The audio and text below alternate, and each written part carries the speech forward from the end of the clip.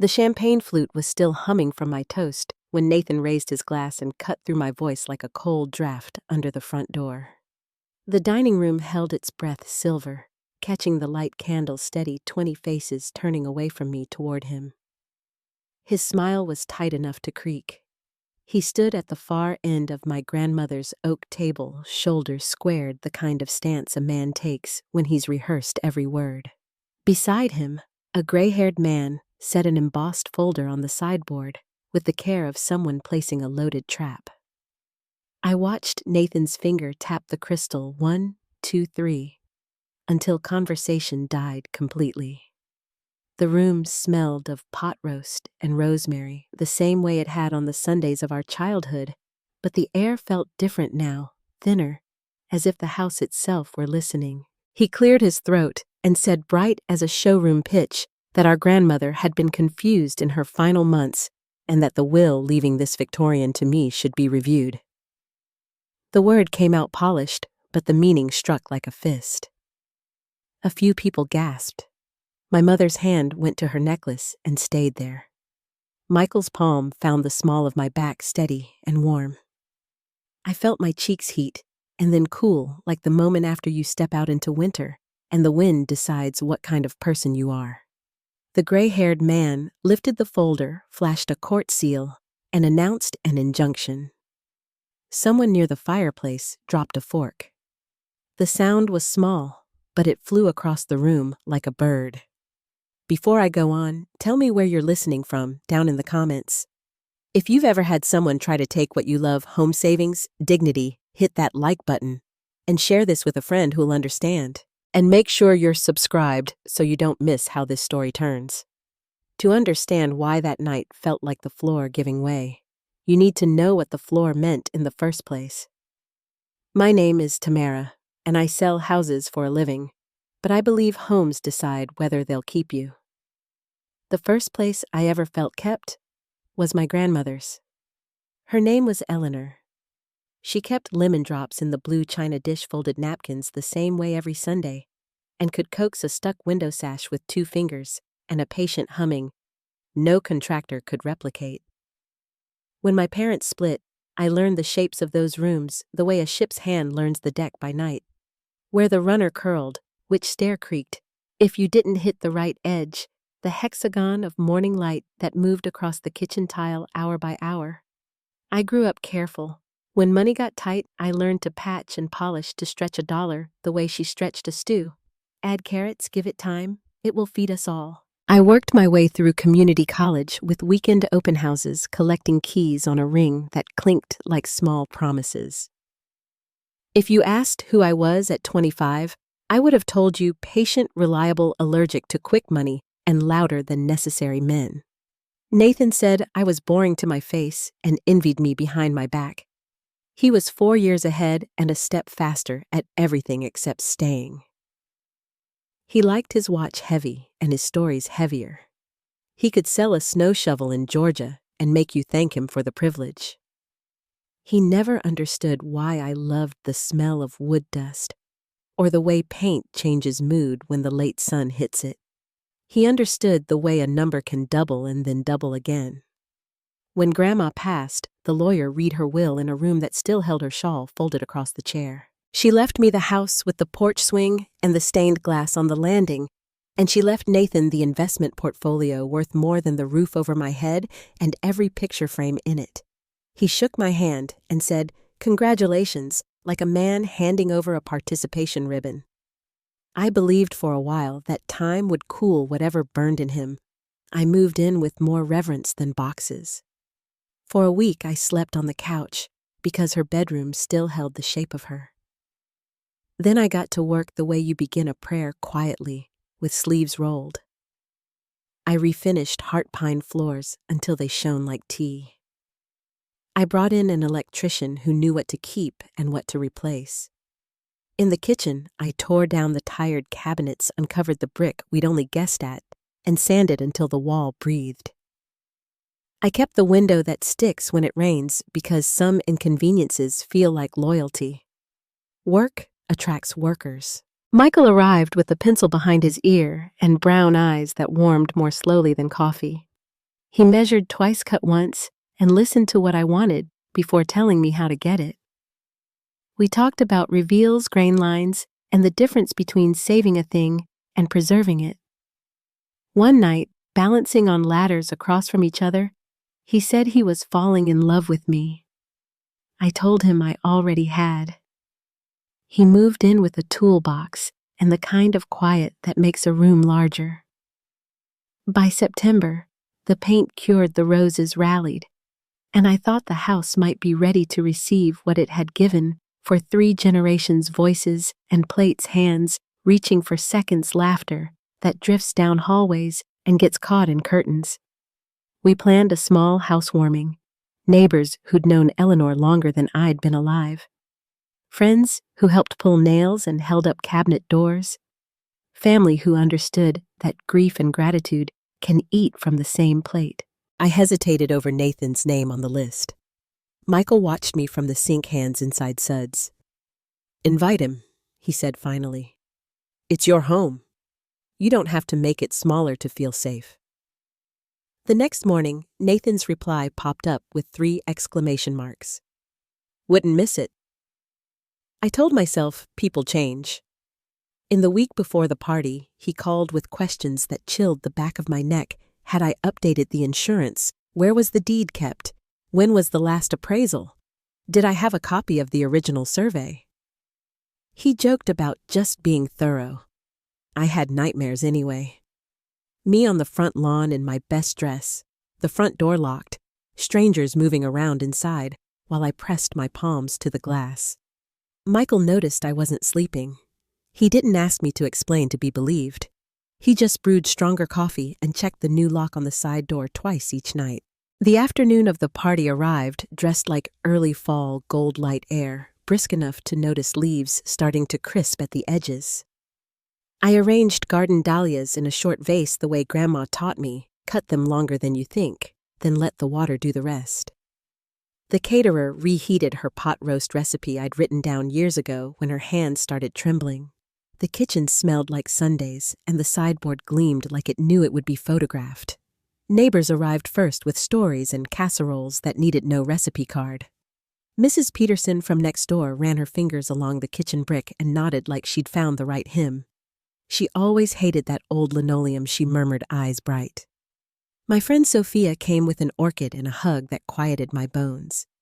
Even my uncle, who measures affection in 2-minute conversations, cleared his throat in the foyer and said the banister felt like itself again. Nathan walked in with Jessica on his arm, and a man behind them carrying a leather briefcase that could have bought my first car. His hug left the scent of cologne and a chill. He said the house looked interesting the way a realtor says a basement is cozy when it floods twice a year. The man introduced himself as Thomas and let his gaze slide over the stained glass like he was pricing it. They moved through the rooms not as guests but as surveyors. Nathan photographed the fireplace, the window casings, the dining room from 3 angles. Thomas took out a tape measure and pretended not to notice me noticing. In the hall, my mother touched my elbow and whispered, "He asked me whether your grandmother was clear-minded when she changed her will." Her voice shook at clear-minded as if the word itself were a betrayal. I told him she was sharper than all of us. She held my gaze a beat longer, then let me go. I tried to keep the party humming, refilling glasses, laughing a hair louder than I felt, steering conversation toward the house's history rather than its value. Michael circulated without seeming to move at all, catching pieces of Nathan's questions, filing them somewhere behind his steady eyes. Allison pulled me into the pantry and offered, half serious, to spill wine on Nathan's suit. I said no and meant maybe. We gathered for the toast as the sun slid low and turned the walls the color of tea. The oak table wore its old Confidence ironstone plates set on placemats I'd ironed that morning, candles reflecting in the glass of framed family photos. I tapped my flute and the room's murmur softened to a hush. I thanked them for coming, for the borrowed hammers and patient ears, for loving a house that had taught me to love back. I lifted my glass to Eleanor and to the way a good home holds your heart and reflects it back to you. Nathan lifted his glass higher. He said my name the way you stop a child from running into the street. He looked at our guests as if they were a jury, and at me as if I were a defendant who didn't know I'd been arraigned. He spoke of family legacy with a reverent tone that made my skin go cold, then pivoted to suggest confusion and decline. The words were clean. The accusation underneath them wasn't. Jessica's smile dropped. My mother stepped forward, then stopped herself, one heel planted, as if the floor had become ice. Thomas opened his folder and held up paper with a seal so official it dared you to question it. He called it an injunction and said the transfer of the house was frozen pending review. Conversations didn't die. They went vacant like headlights across a field after the car has already turned off the road. The air shifted. The door to the foyer clicked as someone unsure what to do with their body pretended to need a sweater from the coat rack. My throat did what throats do when there is too much to swallow and not enough air to drink. I fixed my eyes on the stained glass at the landing, the way the last light caught the greens and blues and threw them onto the wall in quiet squares. The colors moved as the sun moved. They had always been faithful to time, to the turning of things. I held on to that. Nathan announced loud enough to rattle the silverware that as primary trustee named in an original plan, he would be assuming responsibility. He said I had 72 hours to remove personal items. He used the word generous like a man handing out a life vest from the deck of the boat he just stole. People looked between us and down into their plates. Some were sorry for me. Some were entertained and thought themselves above it. I recognized both kinds of faces. You learn to in real estate and in families. Michael's hand steadied at my waist again, not to hold me up so much as to remind me I had bones. He leaned close enough that only I could hear and said very lightly, "Breathe." I did on purpose, and the breath found the bottom of my ribs. The glass in my hand trembled once and stopped. I set it down on a coaster because Eleanor raised me to respect wood. I wish I could say I shouted him down, or that I cried, or that I did anything that sounded better on paper than standing still and choosing not to break.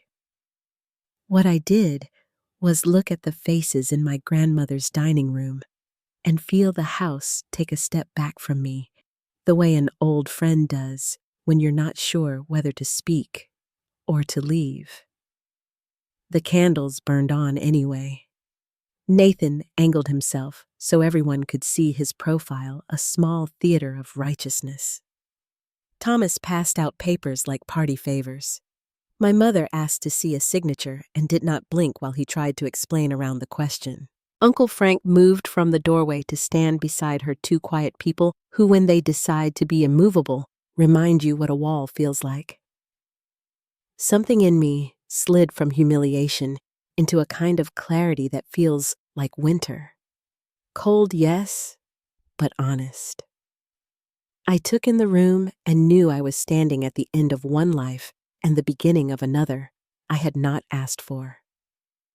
In the doorway, the porch light blinked on by its timer, catching the edge of the leaded glass and sending a pale line across the floorboards, like a line someone had drawn without asking me.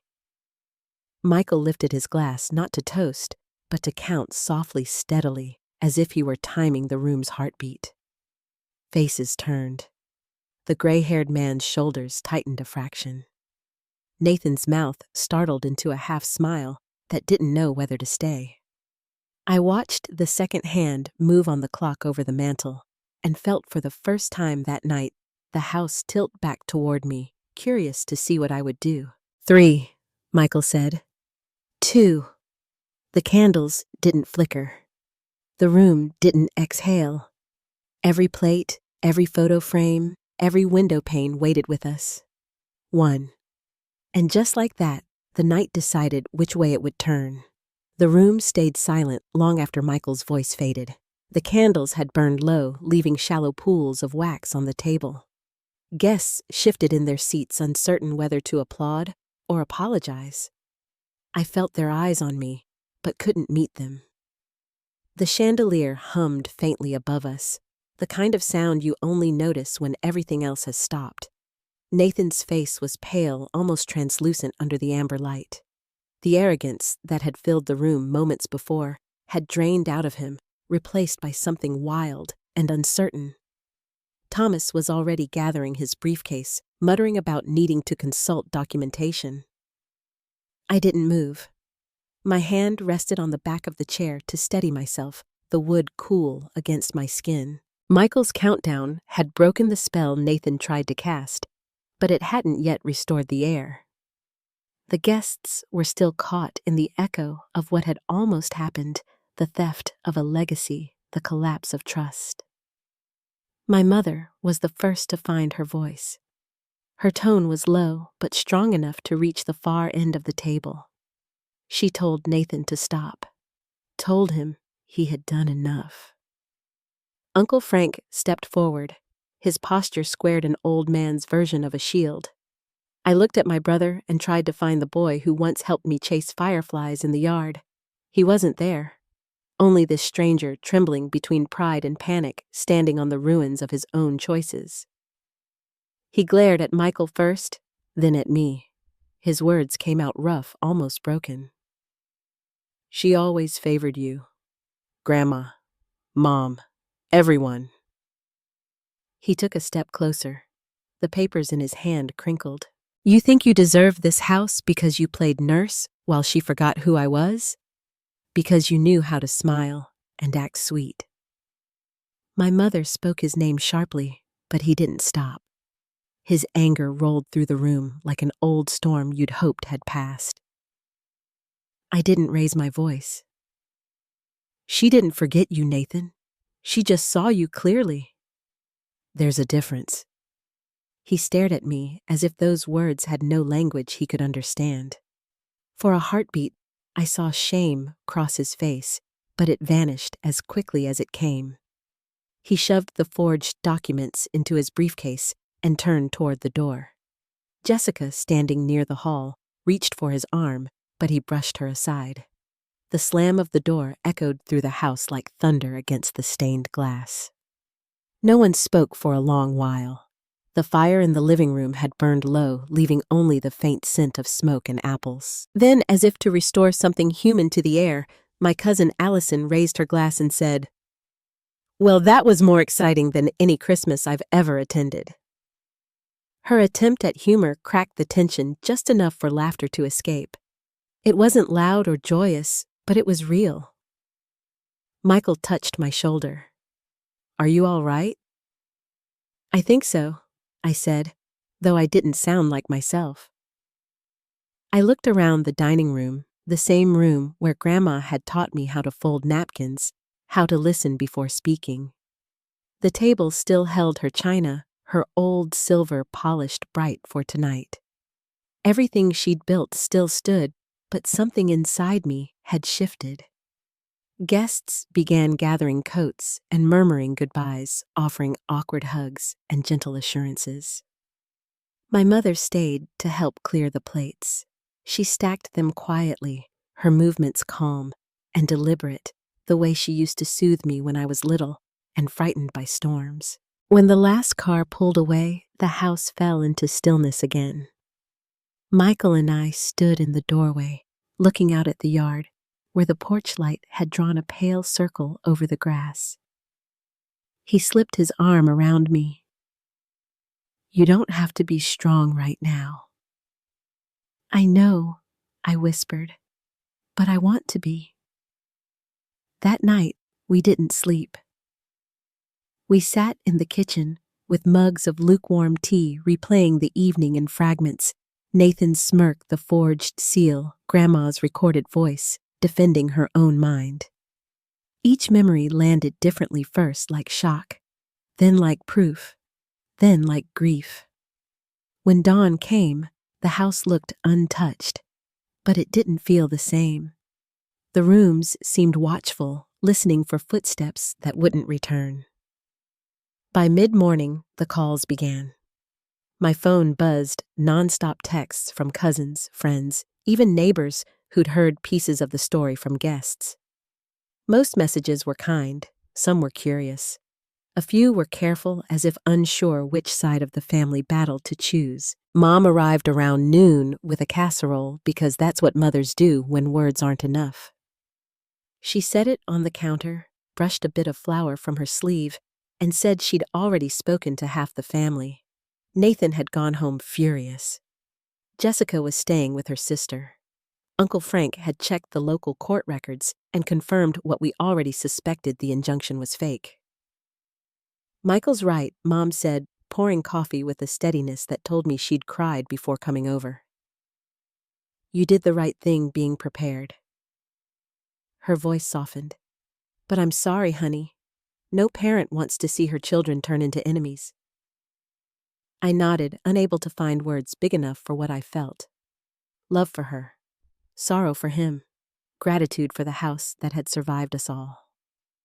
That afternoon, Michael called a locksmith to replace every key and reprogram the security system. The man worked quietly, respectful enough not to ask why. When he finished, he handed me a new set of keys, 3 silver, 1 brass, and said, "Fresh start." I stood in the doorway, turning the brass one in my hand, feeling the smooth edge warm against my palm. Over the next few days, the storm outside the house grew louder. Family group chats filled with speculation. Someone mentioned Nathan's threats to fight this properly. Someone else said he'd already been dropped by the firm he claimed to represent him. Jessica's name appeared here and there, always attached to words like embarrassed or leaving. At night, I found myself pacing the upstairs hallway, listening to the floorboards creak under my bare feet. Each step reminded me of Grandma's voice in that recording, measured calm, utterly certain. This house deserves to be loved. The memory steadied me like a hand at my back. A week later, a letter arrived from a law firm on heavy paper, embossed with gold script. The envelope smelled faintly of cologne, as if it had passed through too many expensive hands. Inside was a formal notice they were withdrawing from Nathan's representation, effective immediately. The final line read, "Mr. Blackwood's claims have been found inconsistent with presented documentation. It was legal language for you lied, and we want no part of it." I handed the letter to Michael, who read it twice and folded it neatly. "He's running out of ground. Maybe he'll stop." I said, though I didn't believe it. People like Nathan don't stop. They run until the ground ends. That evening, as we sat on the porch swing, the sky turning lavender behind the trees, my phone rang again. It was Jessica. Her voice was small, careful, like she was afraid the call might break. "I wanted to tell you I'm sorry," she said. "I didn't know what Nathan was planning that night. He told me it would be a quiet conversation. I told her I believed her. She'd looked horrified during the party, her face pale as the tablecloth. "I'm staying with my sister," she said, trying to figure things out. "He's angry. He blames you for everything." "I know," I said softly. "But it was his choice." After we hung up, I sat there listening to the cicadas and the distant hum of cars on the road. The world outside kept moving as if nothing had happened. Inside, every heartbeat felt heavier. The following days brought small updates through Mom's whispered network. Jessica had filed for separation. Nathan had sold his house before the party and now had nowhere steady to live. He'd poured everything into his scheme, betting on a win that never came. I didn't feel triumph, only the dull ache of something that should have been repaired years ago before greed had hardened into obsession. Michael and I talked about whether to press charges. We had evidence enough for a solid case: the break-ins, the forged papers, the fabricated seal. Each piece could have landed him in court. But when I pictured Nathan standing there, hollow and angry, I felt only exhaustion. "What would it fix?" I asked one night as we cleared dinner plates. "It won't bring back trust. It won't change who he is." Michael nodded. "Then maybe peace is enough." So we chose quiet over vengeance. We had the lawyer draft a cease and desist letter outlining every consequence should Nathan try again. It was firm, but not cruel, just the boundary we should have drawn long ago. For a while, silence returned. Weeks passed without a single call or message from him.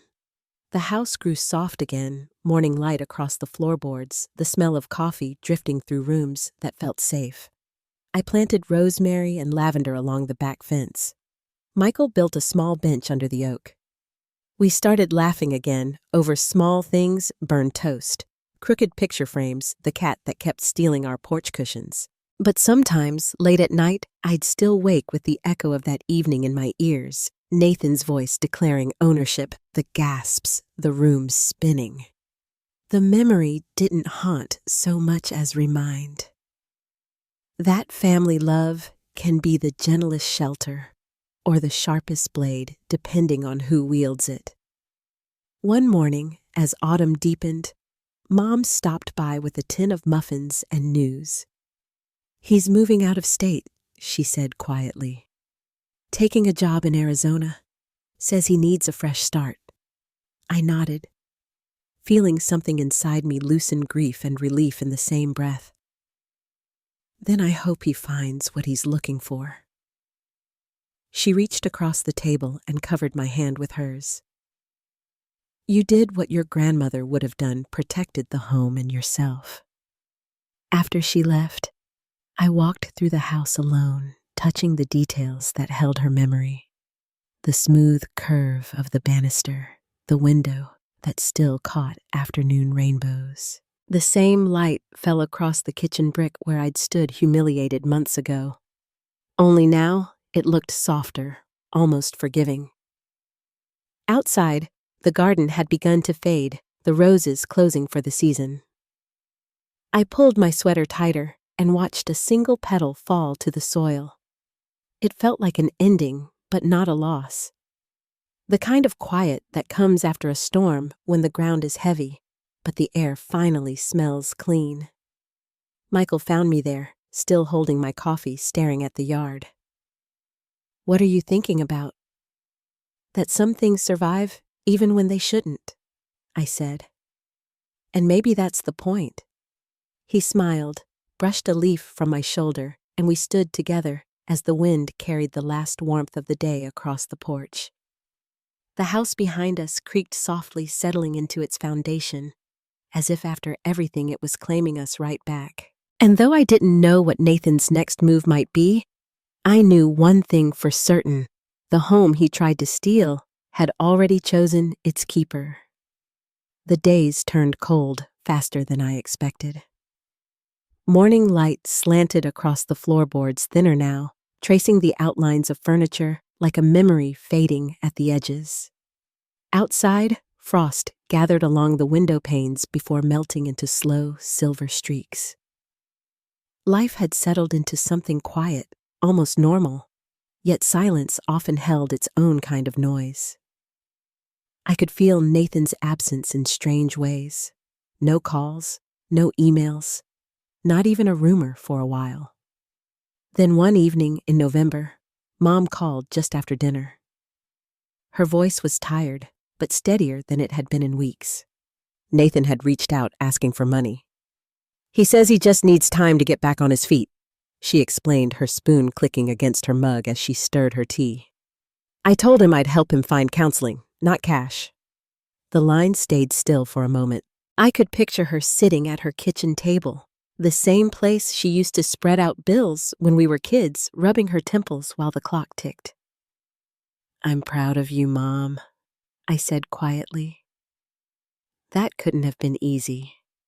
She sighed. "I don't know if pride is the word. He's my son. Watching him come apart like this, it feels like losing the same child twice."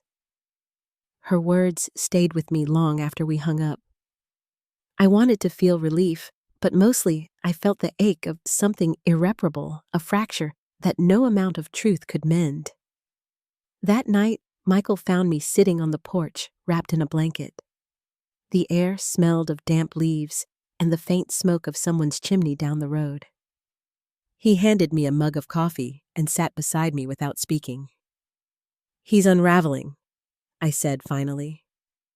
"I know," Michael replied. "But that was always going to happen. You can't build your life on resentment and expect it to hold." I watched a single leaf fall from the oak near the fence, spinning slowly until it touched the ground. "I still wish it didn't have to end like this." Michael nodded. "Wishing doesn't change what's true." The following week brought snow thin at first, just a whisper of white on the branches, then heavy enough to blanket the garden. I caught myself pausing by the window each morning, the same way Grandma used to. She loved the first snow, said it made everything start over, even if only for a day. I spent those quiet days cleaning out the attic, sorting through the boxes she'd left behind. Most were labeled in her neat handwriting: recipes, photographs, Christmas ornaments. But one box had no label at all. Inside were old ledgers, letters, and a small tin that rattled when I picked it up. I opened it carefully. Inside was a brass key worn smooth from years of use. I recognized it immediately. Grandma's desk drawer in the study, the one that had been locked since the day she passed. When I turned the key, the drawer opened with a soft sigh. Inside, beneath a stack of unpaid utility bills and a folded handkerchief, was a leather-bound journal. The first page bore her looping script: "For whoever finds this after I am gone, may you understand what I could not say aloud." The handwriting was shaky but legible. The entries began months before she died. She wrote about her health, the loneliness of old age, and her worries for both of us. She described Nathan's visits, how he came with real estate listings and a salesman's smile, how he never stayed long, how he always talked about money. Then one entry stopped me cold. "He wants to sell the house, says the land alone is worth a fortune. I told him the house is not for sale, that Tamara loves it. He didn't like that answer." I saw something in his eyes that frightened me. I read on my fingers, trembling against the paper. "I've decided to change my will. Tamara understands the soul of this house. Nathan understands numbers, not roots. It won't seem fair to him, but fairness and rightness aren't always the same." I closed the journal and sat for a long time, the ticking clock loud in the empty room. The pages still smelled faintly of lavender and dust. It was proof not for a court, not for anyone else, but for me. Proof that Grandma hadn't just chosen me by chance. She'd done it with a clear heart and open eyes. That evening, I shared the journal with Michael. He read it slowly, tracing the words with his thumb like they were something sacred. She saw everything he said quietly. She knew how this would unfold. We sat together in silence, the fire crackling between us. For the first time since Nathan's attack, I felt the weight begin to shift. Not gone, but changing shape, turning into something I could carry without breaking. A few weeks later, Jessica called again. Her tone was steadier now, but tired. "I wanted you to hear it from me," she said. "I've filed for separation. My father's helping me get my own place." I told her I was sorry, and I meant it. She'd been caught in a storm she didn't create. I should have seen it sooner, she admitted. "Nathan's anger isn't about you or the house. It's about control. When he can't have it, he destroys what reminds him he's lost it." Her voice faltered, then softened. "You were braver than I was. You said no." I didn't know what to say to that. There's no satisfaction in being someone else's cautionary tale. After we hung up, I stood at the window watching the snow fall again, softer now, melting before it reached the ground. For the first time, I didn't feel afraid of what might come next. Winter passed quietly. By early spring, the garden began to stir back to life. The roses I'd cut down to the root were showing green again, small but certain. Mom came over one afternoon with seed packets and a worn gardening hat that used to be Grandma's. We spent the day kneeling in the dirt, laughing over crooked rows and mislabeled herbs. When we finished, she brushed her hands on her jeans and looked around the yard. "You've brought her back to life, you know." "I don't think so," I said. "She never really left." Mom smiled, the corners of her eyes crinkling. "Maybe that's true." That evening, Michael grilled dinner on the back patio. The smell of cedar smoke drifted through the yard while the last bit of light settled behind the trees. I could hear the wind chimes above us, their gentle notes threading through the air. For the first time in what felt like years, the house didn't feel like something I was defending. It felt like home again. Later, as we sat on the porch steps, Michael handed me a letter. "Came for you this morning," he said. The envelope was plain, no return address, but I recognized the handwriting instantly, Nathan's. Inside was a single sheet of paper written in short, sharp lines. "I'm moving to Arizona. Don't try to contact me. Some wounds don't heal." That was all. No apology, no explanation. Just the same bitterness he'd carried his whole life now distilled to ink. I folded the letter carefully and placed it in the drawer of Grandma's desk beside her journal. For a long moment, I looked at the two side by side, his final words and her lasting wisdom, and understood that one belonged to the past, while the other would guide me forward. In the months that followed, the house grew warmer again. Friends visited, laughter returned to the rooms, and Michael's tools found a permanent place in the workshop downstairs. We painted the guest room a soft blue, built a small bookshelf under the stairs, and planted lilacs by the front gate. Yet sometimes, in the quiet between tasks, I'd feel a flicker of sadness for the brother I'd lost, not to death, but to pride. Grief doesn't always come with funerals. Sometimes it arrives quietly in the spaces where love should have lived longer. One late afternoon, as sunlight poured through the stained glass and spilled across the floor in soft colors, I caught myself smiling. The light had returned to the same spot where I'd once stood, humiliated, and it seemed to be saying, "This too belongs to you now." Michael came up behind me, resting his chin lightly on my shoulder. "What's going through that mind of yours?" "I was just thinking how strange it is." I said that peace feels heavier than pain sometimes. He nodded against my hair. "Maybe that's because it has roots." The clock in the hallway struck 6, its chime steady and familiar. I turned toward him, catching the glow of the house reflected in his eyes. For the first time, I felt certain that Grandma's gift hadn't been a house.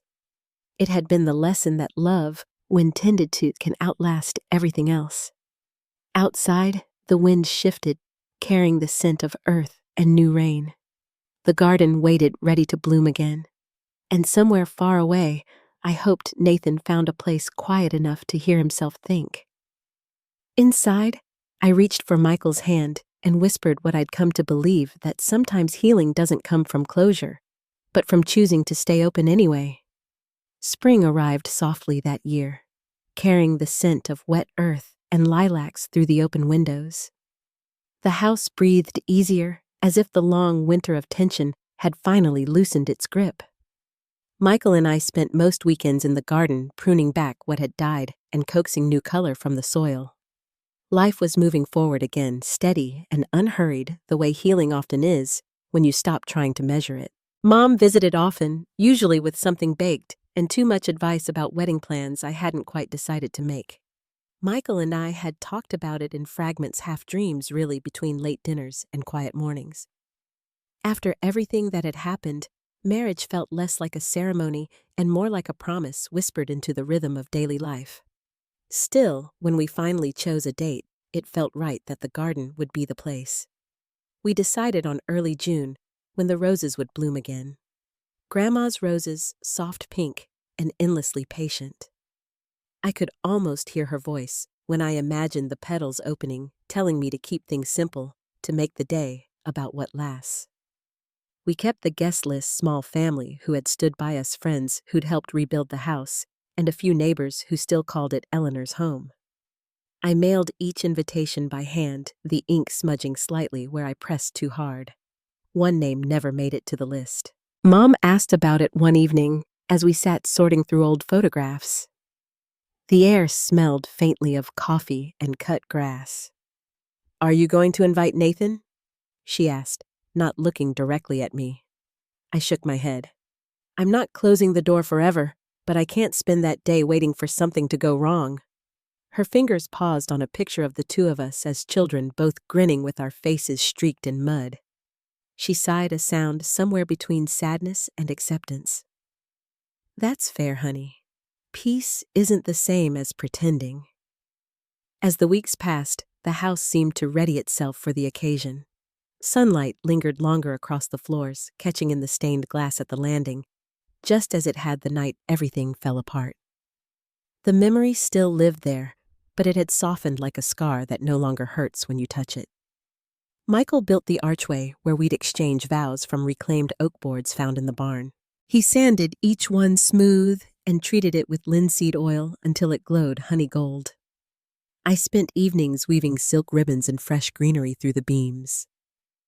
It wasn't grand, but it felt like us handmade, rooted and true. On the morning of our wedding, the sky opened clear and bright, the air already warm, but touched by a soft breeze from the hills. The garden was alive with color lavender daisies and Grandma's roses spilling over the edges of their beds. The chairs formed a small crescent beneath the oak, the same one that had shaded generations of family picnics and stories. Mom arrived first, wearing her pale blue dress and that steady expression she saved for milestones. "Your grandmother would have been over the moon," she said, adjusting the lace on my sleeve. I smiled. "She's here. I can feel her."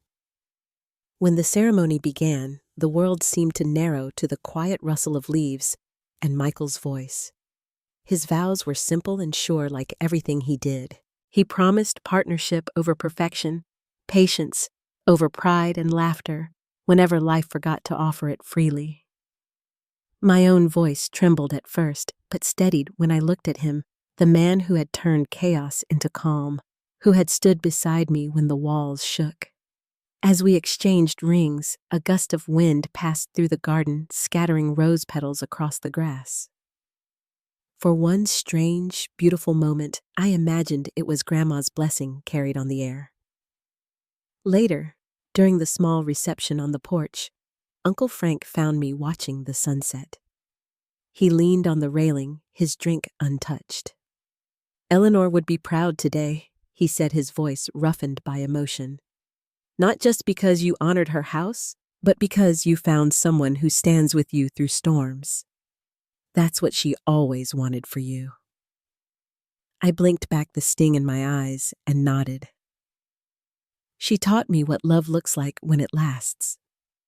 The rest of the evening unfolded in laughter and soft music. Friends lingered long after the sun had gone down, their conversations mixing with the hum of crickets and the clinking of glasses. It wasn't extravagant, but it was warm and whole, everything I hadn't known I needed. After the last guest left, Michael and I sat on the porch steps, shoes kicked off our fingers, interlaced. The garden glowed faintly under the string lights he'd hung earlier that week. "Do you think she'd approve?" I asked, half teasing. He smiled. "I think she's the reason the weather held out." We laughed quietly, the kind of laughter that feels like release. Somewhere nearby, an owl called once before the night settled fully around us. The weeks that followed slipped by in gentle rhythm. Married life, it turned out, wasn't so different from what we already had. It just felt more certain, more rooted. We finished the last bits of renovation, painting the upstairs hall, hanging new curtains in the study, organizing the basement into a workspace. Every project carried a sense of closure, like the house was finally exhaling after years of holding its breath. 6 months later, while cleaning shelves in Grandma's study, I found a small leather-bound journal wedged behind the old classics. The edges were brittle, the cover faintly scented with cedar. Inside were entries from her final year notes about the weather books she'd read, names of neighbors who'd brought her pie. And between those everyday details pages that spoke directly to me, even though she couldn't have known I'd find them. Sometimes, one entry read, "The kindest thing you can do for those you love is to tell them no." Another said, "This house has known both peace and argument, but it endures because love was built first into its bones." I read each word as if she were sitting beside me again, her voice soft and unhurried. One passage stopped me cold. Nathan visited today. Spoke of selling the property of investments of what I could make from what I already have. He forgets that value and worth are not the same. He looked at the walls and saw dollar signs. I looked and saw generations. I sat there for a long time tracing her handwriting with my thumb.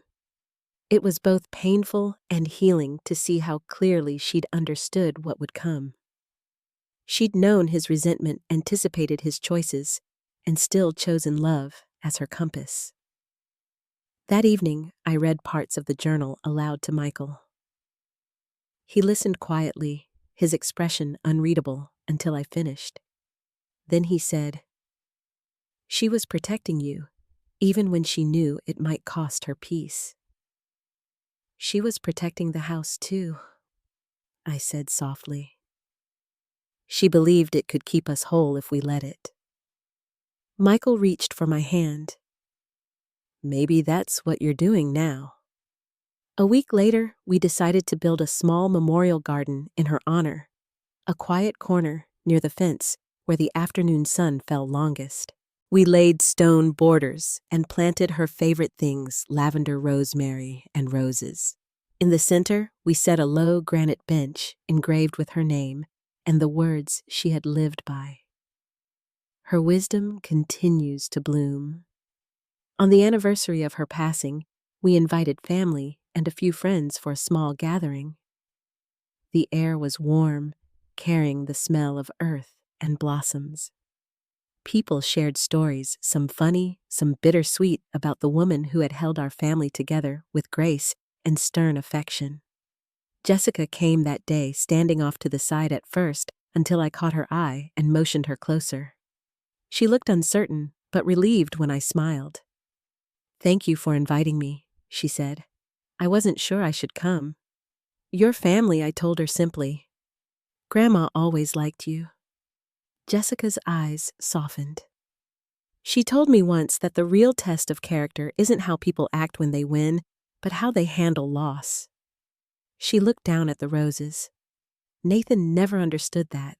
Her words carried no bitterness, only quiet truth. I realized then that forgiveness sometimes begins in the absence of anger. As the gathering ended, I lingered by the bench, tracing Grandma's name. The setting sun cast a golden glow across the petals, and I felt something close to peace, something deeper than closure. It wasn't about winning or losing anymore. It was about honoring what was good and letting the rest fade. When everyone left, Michael and I stayed a while longer. The garden hummed with crickets, the evening air warm against my skin. He placed a hand on my shoulder. "You've turned her gift into something living." I looked around at the garden, the house glowing softly beyond it, and nodded. She gave me the chance to learn what love really protects. The wind stirred through the lavender, carrying the scent across the yard. It felt like a blessing, quiet and complete. And as the first stars appeared above the roofline, I realized the past no longer felt heavy. It felt like foundation. Something steady beneath every step that would come next. Evening drifted gently over the garden, and the last warmth of daylight touched the petals of Grandma's roses. The wind was low, carrying the faint hum of bees retreating to their hives and the slow rhythm of leaves brushing against one another. I sat on the stone bench by her memorial, tracing the engraved words with the tip of my finger. The granite had warmed under the sun all day, and it held the heat like a quiet heartbeat beneath my hand. The house behind me glowed through the windows, soft and amber against the gathering dusk. Michael was inside finishing dinner, and I could hear the low hiss of something simmering on the stove. It was one of those evenings when peace doesn't have to be named. You can feel it in the air, in the stillness that asks for nothing. I thought about the years that had brought me here, the turmoil, the courtroom threats that never came, the long silence that followed. Even now, there were traces of Nathan in my thoughts, but they no longer carried weight. The sharp edges had worn down with time. What remained was quieter, a distant ache mixed with understanding. Some people never learn the language of peace. They only know how to measure loss. A few weeks earlier, Mom had called with a small update. Nathan had settled somewhere near Tucson, working for a real estate firm that handled commercial properties. He hadn't reached out, not to her, and certainly not to me. She said it softly, as if speaking too loud might stir the past. I told her I was glad he was finding his footing, even if it wasn't near us. There are kinds of love that mean wishing someone well from far away. Now, sitting among Grandma's roses, I understood how she must have felt watching her children and grandchildren stumble toward their lessons, knowing she could guide but not guard them forever. It's a strange sort of wisdom, loving without possession. Michael stepped out onto the porch, drying his hands on a towel. "Dinner's ready," he called, his voice easy. "You planning to stay out there till dark?"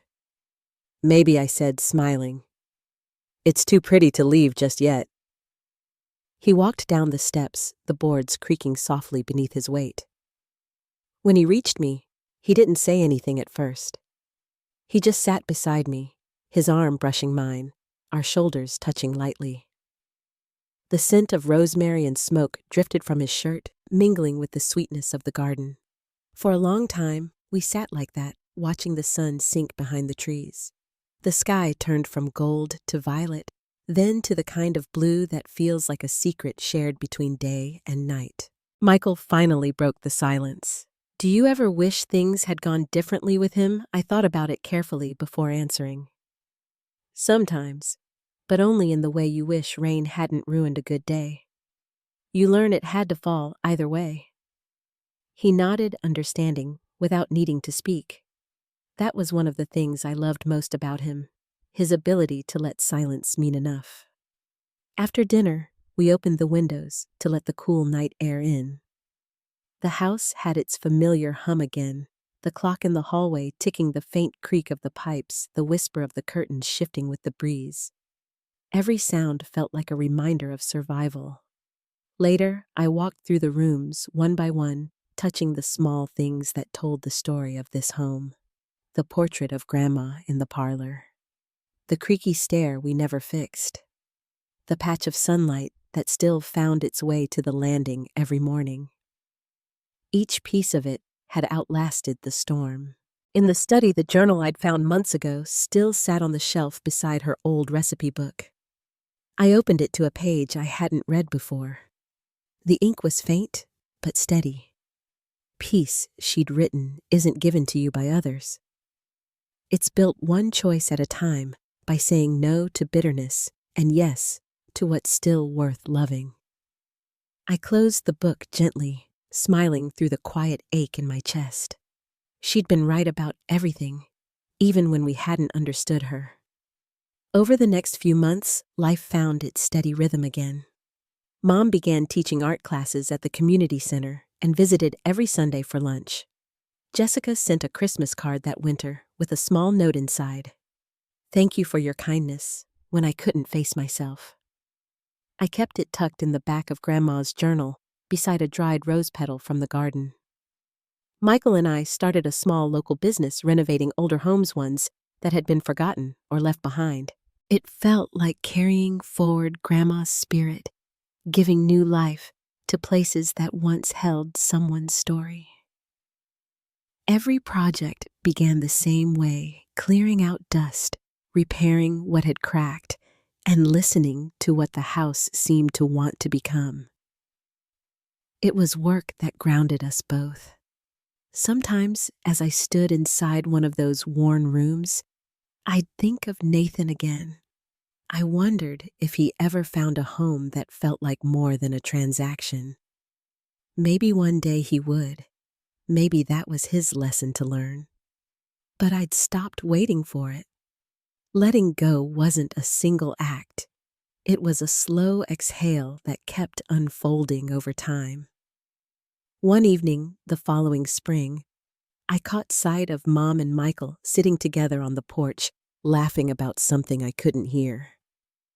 The sight of them, the two people who had weathered everything with me, brought an unexpected warmth to my chest. For the first time in years, I didn't feel the need to brace myself for what might come next. The years of fighting, defending, and rebuilding had distilled something simple but lasting gratitude. Not the loud kind, but the kind that lives quietly in the corners of your days. As dusk settled over the yard, I went to light the lanterns in the garden. Their glow spread slowly soft and golden against the deepening blue. The roses brushed my legs as I passed, and the wind carried a faint familiar scent, lavender and earth, the perfume of memory. I stopped by the stone bench one last time that night and whispered a thank you into the air. It wasn't to anyone in particular, maybe to everyone who had helped me find my way back here. Inside, Michael had turned on the old record player. The same jazz tune Grandma used to hum filled the house again, its melody slow and warm, looping through the years without losing a note. I stood in the doorway for a moment, letting it wash over me, then stepped inside, closing the door softly behind me. Through the window, the lights from the garden shimmered faintly. The house stood steady around us, full of the same peace that had once seemed impossible. Some wounds never quite disappear. They simply stop defining who we are. What remains is the choice to live fully despite them, to plant something beautiful where the hurt once grew. And maybe that's all peace really is, not forgetting, not forgiving too quickly, but choosing to build again anyway. If this story found a place in your heart, I'd love to know where you're listening from. Tell me about the moments that helped you find peace after a storm. And if you'd like to hear more stories about quiet strength and second chances, be sure to like, share, and subscribe. Thank you for spending this time with me. Until next time, take care of your heart and let the light stay on just a little longer tonight.